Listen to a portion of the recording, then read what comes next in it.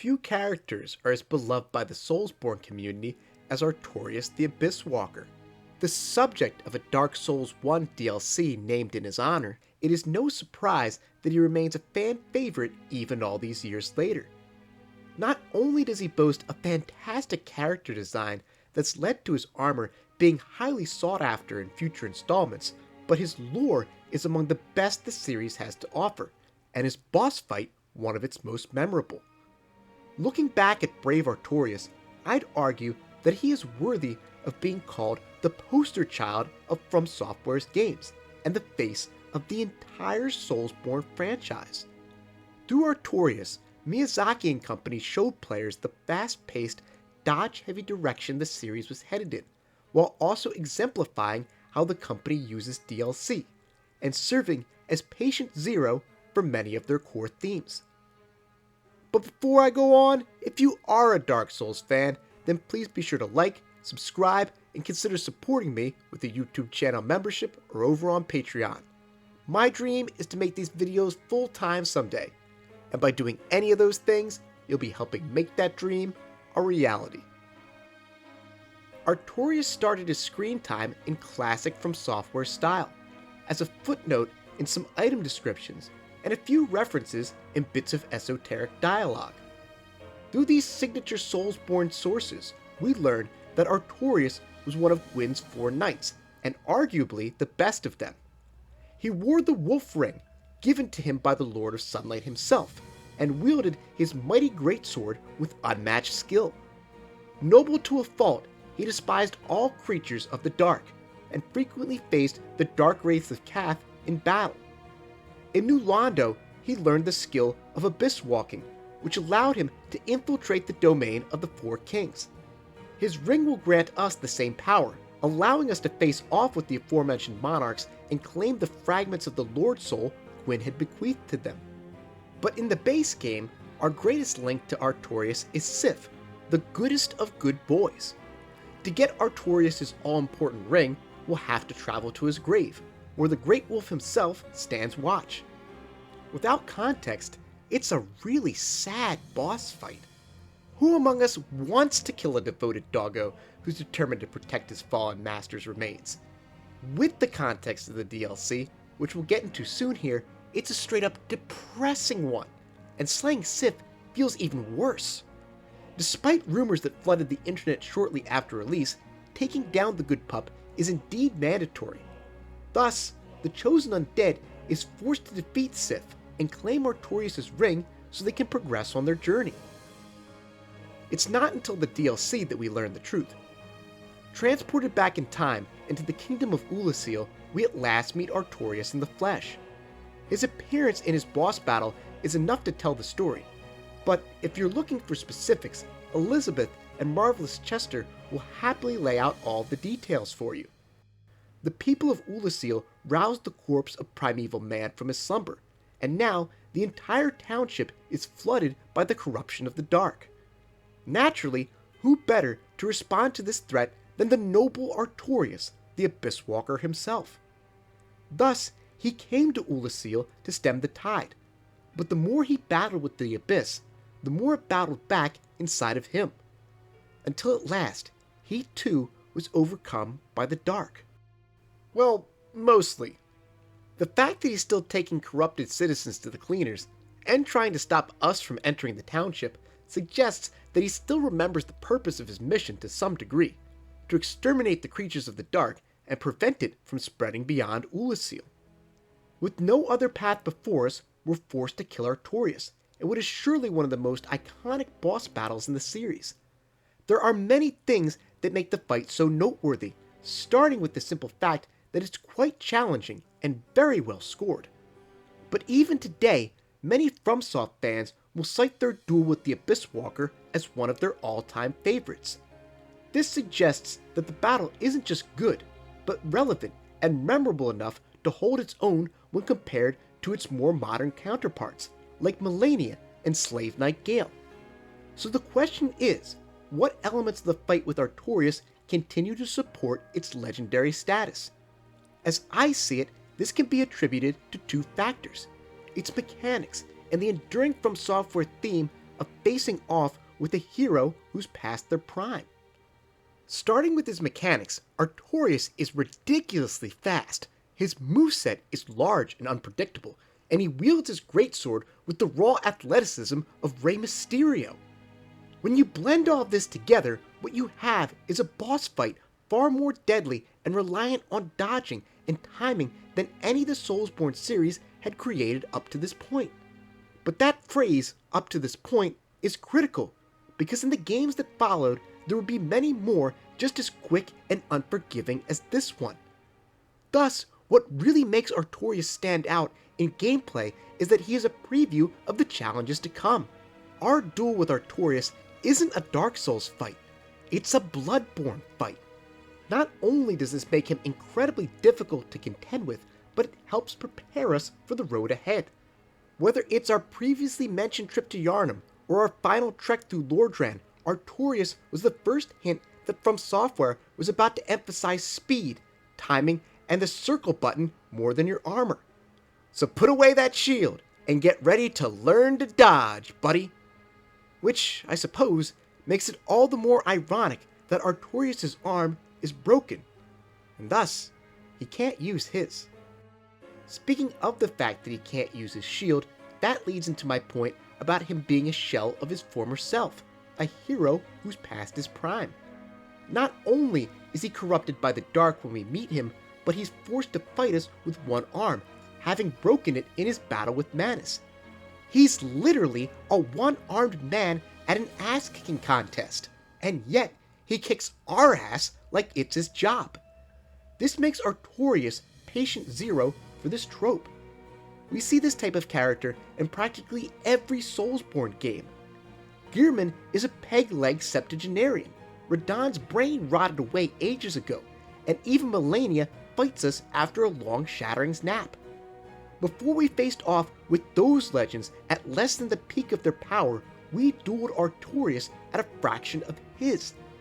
Imagine how completely fucked we would have been if our task had, instead, been to trade blows with two-armed Artorias, shield in one hand and greatsword in the other.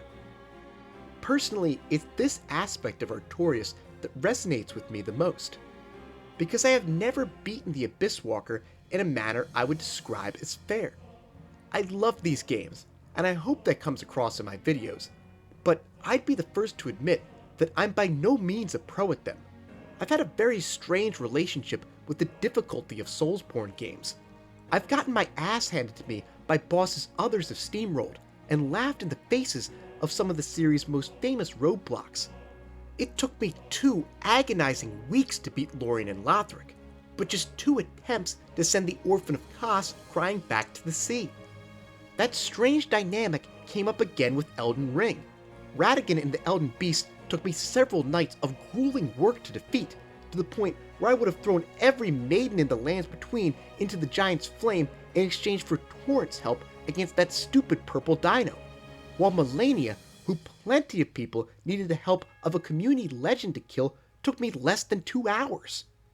When it comes to Artorias, he isn't quite at the level of the Twin Princes, or the Angry Ginger and Eldritch Barney, but he's a lot closer to them than the placenta-wielding hollow with mommy issues and Can I Solo Her's prime victim. The first time I played Dark Souls, it took a side quest to get Havel's armor and the Black Knight's halberd so I could strike at him from a significant distance, plus a night's worth of attempts to put him down. When I replayed it a few months ago, I again struggled with Artorias, to the point where I, once more, needed to go on a side quest, this time to power up the dragon's greatsword so I could chop his health bar into about 5 manageable pieces.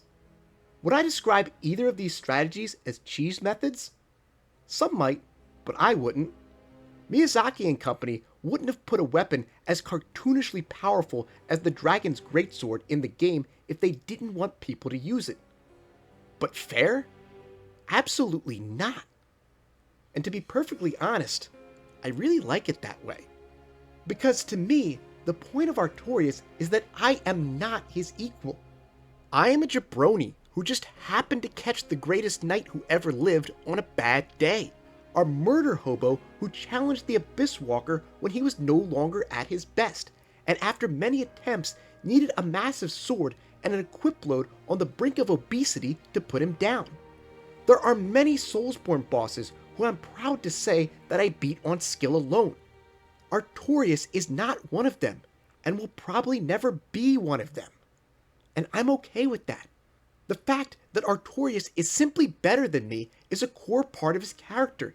It makes him the first example of the enduring From Software theme of facing legendary figures when they are well past their prime.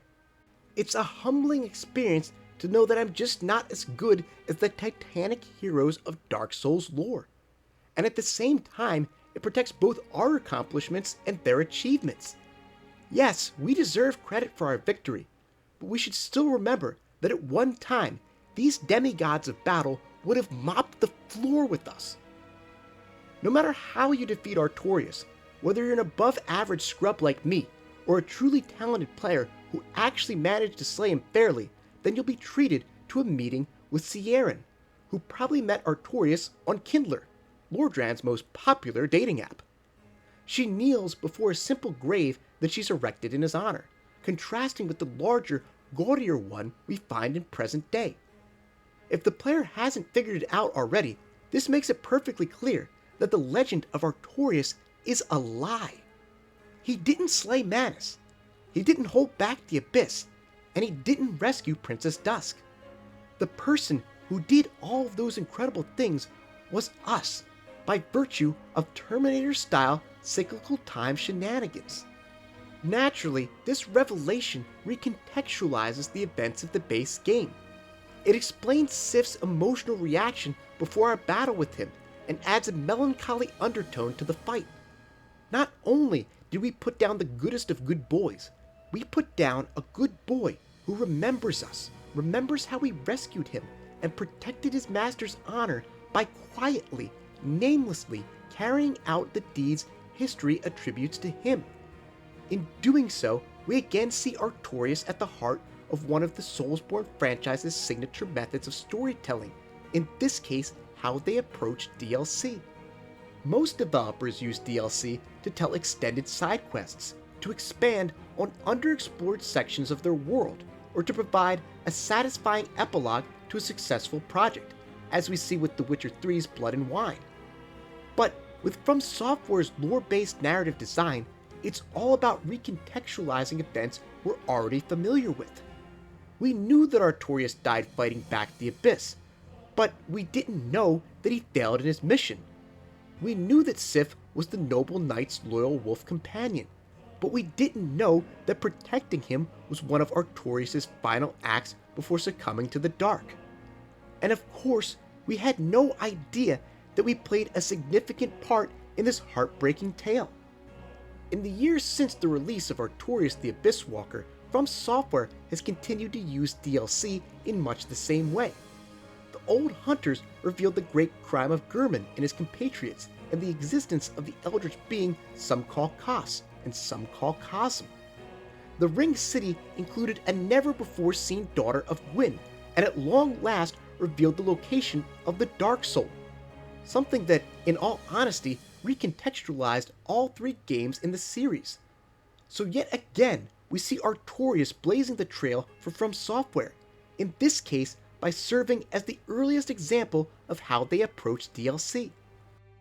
After our meeting with Sieran, we can progress into Ulasil proper, and down into the depths below, where the chosen undead will eventually find Sif. Younger and smaller than he was in the base game, he carries Artorias' shield, a parting gift from his master, used to protect the good boy against the dark. And it's here, for one final time, the Abysswalker gave us a preview of what was to come, by showing us how the Soulsborne series would approach the concept of heroism. The universes of From Software's games are bleak, so understandably, there aren't many truly heroic figures. But Artorias is certainly one of them. His final act before succumbing to the dark was to ensure that his loyal companion survived until we arrived to rescue him. When we find him in the arena, he's still cutting down corrupted citizens, despite the fact that he himself has fallen to the abyss. Based on this, I suspect that even by fighting us, he thinks he's protecting us from the horrors of Ulasil. When you pull all of these noble acts together, what you have is a brand of heroism that emphasizes self-sacrifice. Whether it's giving his shield to Sif, continuing to battle the Abyss despite his own impending doom, or trying in vain to keep us from finding Manus, Artorias is always putting his well-being ahead of others, and sacrificing himself for the greater good. This is yet another idea that Miyazaki and company have continued to iterate on in their games. In Bloodborne, Lady Maria protects the Astral Clock Tower, keeping us away from the dark secrets of the fishing hamlet. Lorien and Lothric are trying to stop us from continuing the Age of Fire, and considering how tired the era has become, I think you can make the argument that they are, in their own selfish way, protecting us from potentially doing something that would be a detriment to the world at large. Even Melania is suffering to hold back the Scarlet Rot, although she does unleash it in desperate situations, as she does against us and Radahn. These are just 3 examples, and although none of these characters are quite as purely heroic as Artorias, the storytelling philosophy at the heart is similar. When you combine all of these elements, the quick-paced combat he introduced, the way he pioneered Miyazaki and company's approach to DLC, and how he serves as the earliest example of heroism in From Software games, I'd argue that Artorias deserves to be called the face of the Soulsborne franchise. All the way back in 2012, he embodied so many of the things these games would ultimately become. It's for this reason that we fans continue to wonder how he would have fared against the modern icons of the series, like Sekiro and Melania, because in some ways, he always had more in common with them than his comrades back in Lordran. So rest well, Artorias. You may not have prevented us from venturing further into Ulasil, but you did prevent the Soulsborne series from going hollow by charting the path forward into the future. Thanks for watching. Huge thanks to Alex Roe, who allows all of us Soulsborne YouTubers to use his amazing remixes for our videos. To check out all of his music, just follow the link down in the description box. Big shout out to my Silver and Gold tier Patreon subscribers and YouTube channel members, including James Pruitt, Raven Lampkin, Corey Matson, Gustavo Balabi, Little Caesar, Reed, and Pathonian, who get early access to these videos thanks to donations of $5 to $10 a month. See you guys next time!